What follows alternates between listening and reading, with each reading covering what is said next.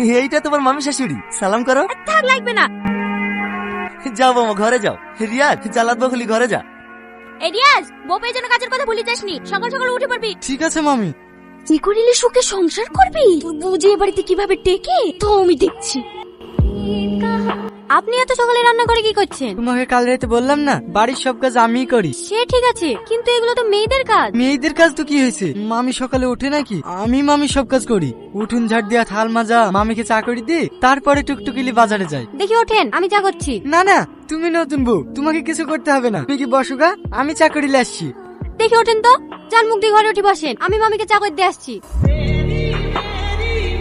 চা করছে সাথী, আমাকে একটু গরম পানি করে দে না, হাঁটুর ব্যথাটা বেড়েছে, শেখবো। ঠিক আছে নানা। গুড মর্নিং মামি। তুই চলে এসছি। রিয়াজ কোথায়? রিয়াজ ঘুমোচ্ছে মামি, ও আর আপনাকে চা দিতে আসবে না। এখন থেকে তো আপনার সেবা যত্ন আমিই করব, কিছু দরকার হলে আমাকে বলবেন। এইলেন মামি। এটা কোনো চা হলো? ও বাবা, পড়ে গেল গো, ও বাবা, পড়ে গেল গো, চলছে গো। দেখ কেমন লাগে।